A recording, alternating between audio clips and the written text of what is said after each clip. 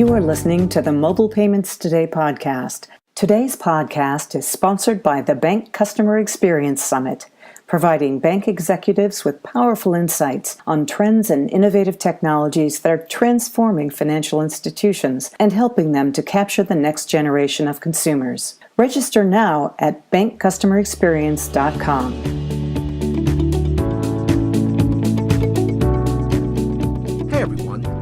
Welcome to episode 7 of the Mobile Payments Today podcast.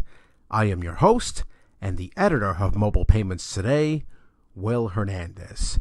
So what I'm going to do this week is keep the intro short for this episode for a couple of reasons.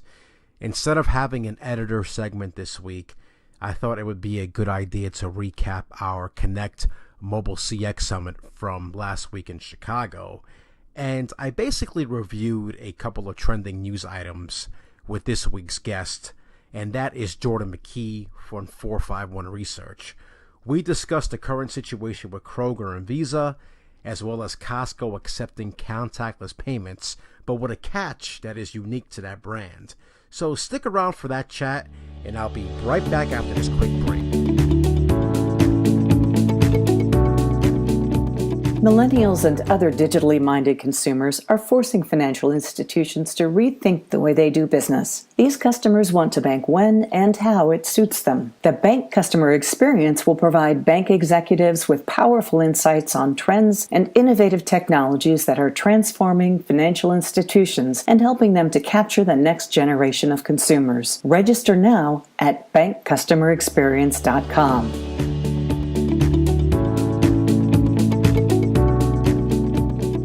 Hey, and welcome back to the Mobile Payments Today podcast.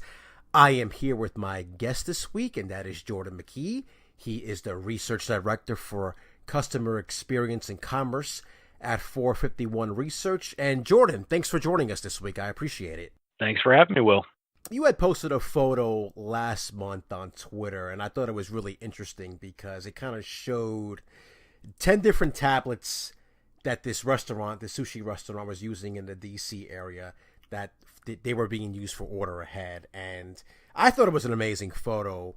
And when you look at that and look at that picture and look at that scenario in terms of what's going on with mobile ordering and how it's become so popular, that picture looks like it presents some challenges there on the merchant end. So what challenges do you think are going to start coming with mobile ordering right now? It was quite a sight, Will. I mean, I walked into this sushi restaurant and sort of went up to the host, and he had a small podium, and across that podium were, I think I actually counted about a dozen tablets and smartphones hooked up to the various order ahead platforms, from, Postmates to Uber Eats to Grubhub. Again, just all the major ones you could think of. And in the tweet, I referred to this host as a switchboard operator, because that's effectively what he was doing. He was waiting for orders to come in through these various different order ahead platforms.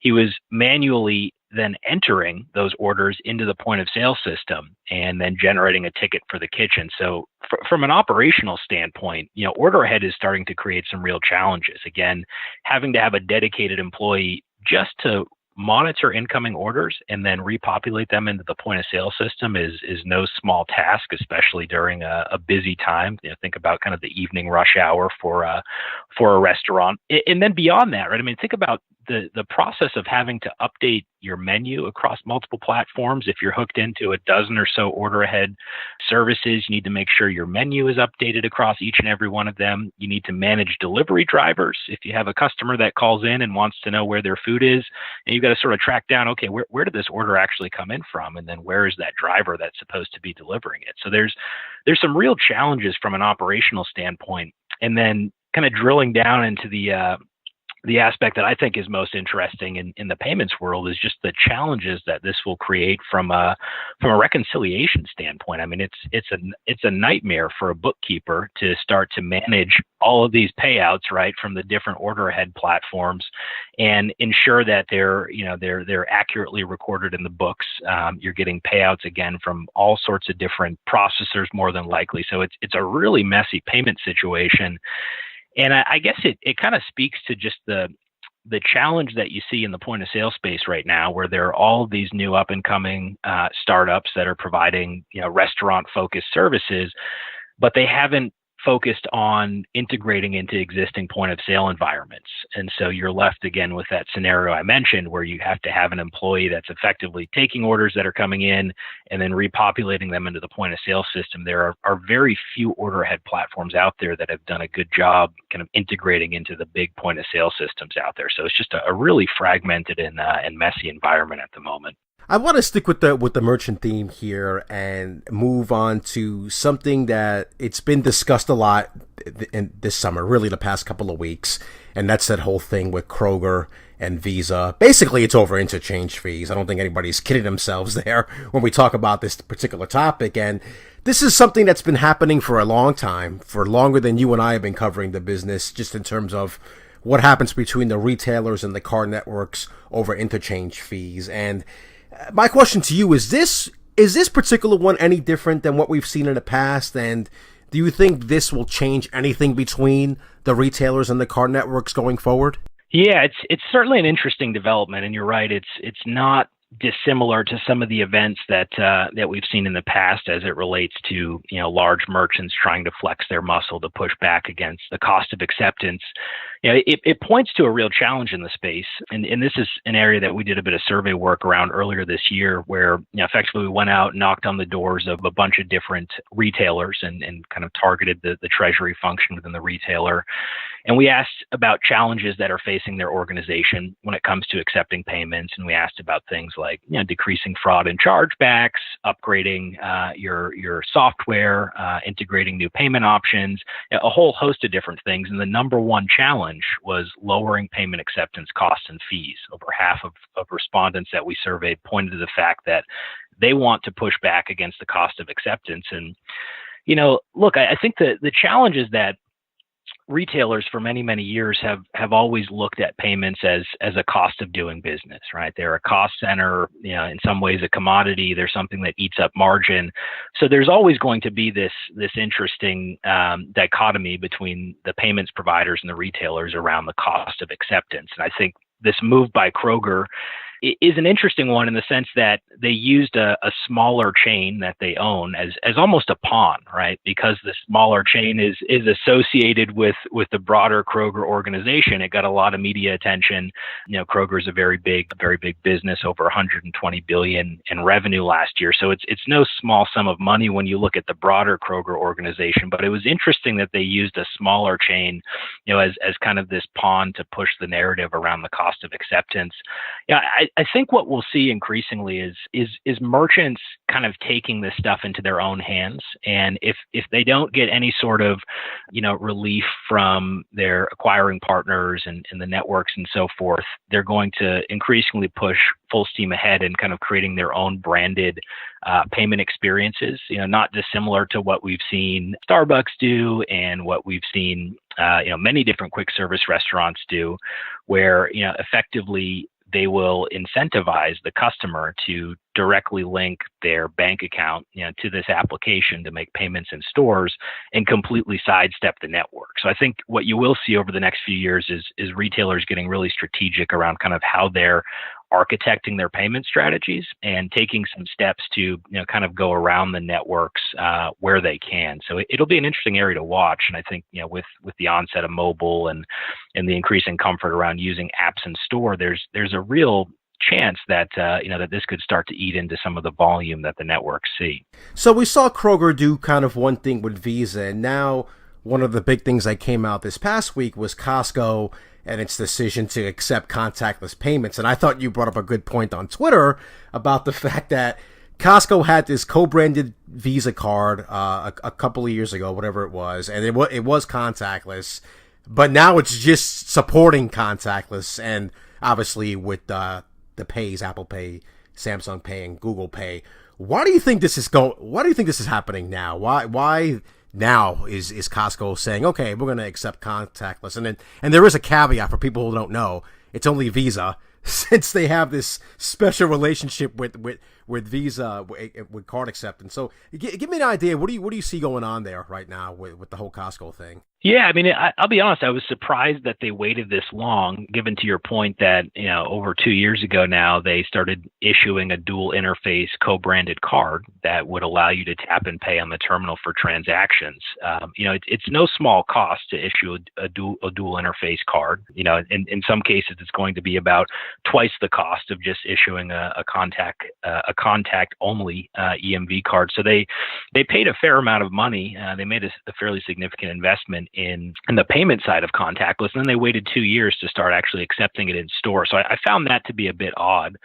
It could be a variety of reasons. They quite possibly could have looked at the market at the time and realized that, consumers, broadly speaking, are not using contactless. At least 2 years ago, usage rates were fairly low, so they decided to hold off and wait till the market warmed up a little bit. It could have been an IT, prioritization issue where, again, they've got a whole bunch of different asks of the IT organization, and they kind of put contactless enablement a bit further down on the list, and they finally just got to it now. It's hard to say why they held off, again, especially since they issued that dual interface card some time ago. But I think what will be interesting is, when you're in the Costco store in the big warehouse, to see what extent they're going to actually promote acceptance of the pays versus acceptance of that contactless Costco card. It'll be interesting to see kind of how that advertising element in store plays out. And to your point around it only being Visa, I think you could see some issues at the point of sale where, customers are excited they can use Apple Pay, but they happen to have an Amex or a MasterCard linked to Apple Pay. They go to tap and pay, and there's just all this confusion that results because of that, that Visa relationship that they have. So I do foresee some potential customer experience issues just because of the fact that, you tend to link a card to Apple Pay or Google Pay.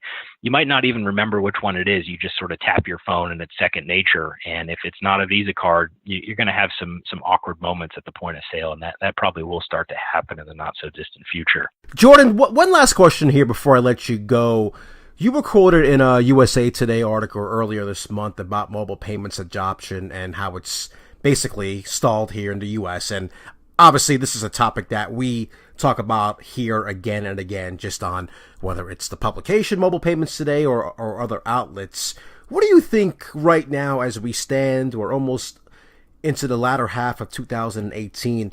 What do you think are some of the maybe one or two things that have to happen right now or soon to hasten that adoption in the U.S.? Yeah, it's still early days, without a doubt. So we just did a big forecast around transaction volume and kind of sized up purchase activity across a bunch of different channels. And one of the areas that we looked at was mobile contactless payments, specifically in the U.S. And last year, what we concluded is that contactless mobile payments only accounted for just over 1% of in-store transaction volume. So still just a drop in the ocean in terms of kind of the volume that they're contributing to the payment space. I think that there are a few drivers that we're looking for and looking at on the horizon. I think one of the really interesting ones is going to be when a couple very major transit systems upgrade to contactless ticketing. So you've got obviously the MTA coming up in a couple years in New York, Boston with the MBTA around the same time frame, I think 2020. So those types of scenarios where, again, you have an activity going on public transit that many of us do on a daily basis. If you start to familiarize consumers with tapping their phone to pay in that type of environment, there's a good chance that consumer will start to habituate that activity and look to replicate it at other merchants that they shop at. So I think contactless in transit will be an important driver and an important kind of evolutionary aspect of mobile payments here in the U.S. I think the other thing is probably the more complex challenge is just around the value proposition, and it's something that we always point to in the mobile payment space. You've been writing about it forever. I've been talking about it forever, and it's the fact that there just isn't a compelling reason to use mobile payments at the point of sale for the average consumer. Card payments work pretty well. There's not a real pain point there, and so that value prop for mobile payments has to be measurably better than what we have today, and what we have today works all right. So until we really start to see merchants investing in some of these wallets. And what I mean by investing is like, for instance, what Panera is doing with Apple Pay, where you can actually, make a transaction and redeem your loyalty points and get points added to your card in one tap of the device. That's a pretty interesting value prop. If we start to see that extended, into other types of retailers, there could be something there that could be a bit of a catalyst. But, broadly speaking, I think it is still going to be a journey. We still haven't crossed the chasm from kind of the leading indicator type consumers, the early adopters, into the mainstream category, and that's going to be a 5 to 10 year journey. So there are some events that we're watching on the horizon, but I think it's very much going to be evolutionary rather than revolutionary when it comes to this type of activity becoming commonplace. Well, Jordan, I'm sure that I'll be having you on this podcast in the future to talk about some of these things. Well, listen, Jordan, thanks for taking the time to chat this week. I really appreciate it. And again, I'm sure that we will chat somewhere down the road. That sounds good, Will. Always appreciate being on and look forward to catching up soon.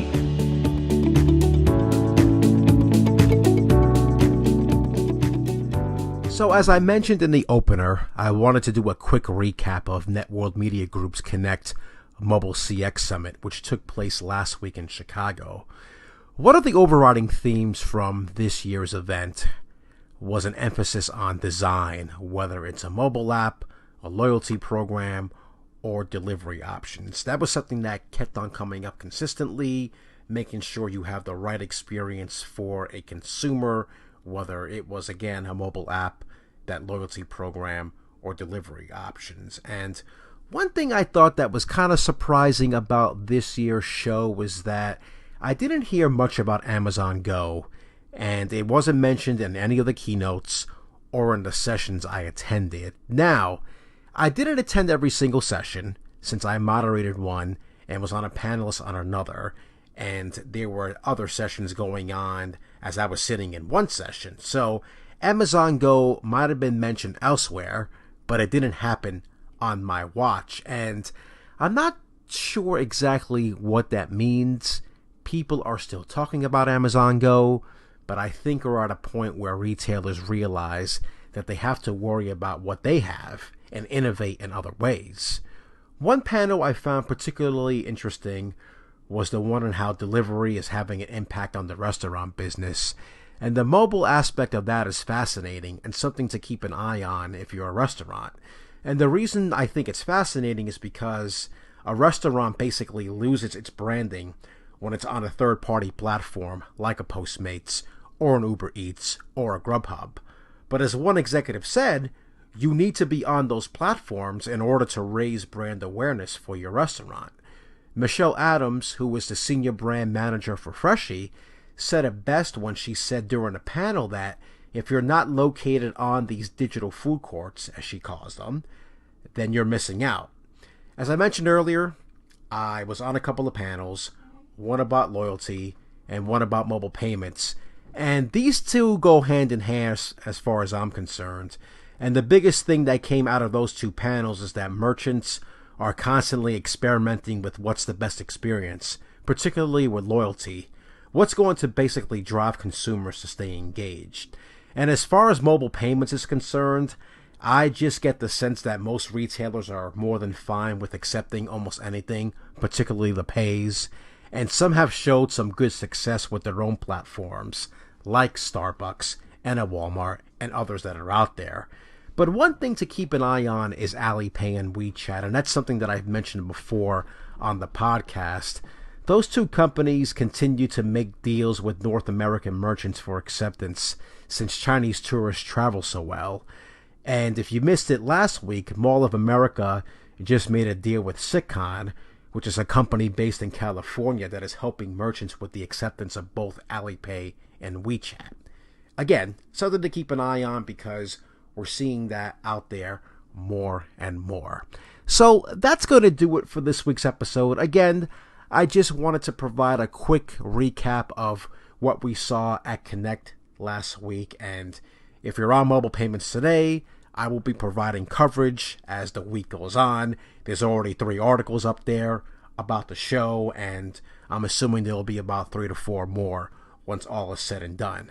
I want to thank Jordan for coming onto the podcast this week. And don't forget, next week is the last episode in a series with Count. Also, don't forget to rate, review, and subscribe to the podcast on the platform of your choice. We just debuted on Apple Podcasts last week, and that was something that was very exciting for us. You can also follow Mobile Payments Today on Twitter at MobilePayToday, and I'm over at W_Hernandez16. Thanks for joining us this week, and we'll be back with you next week.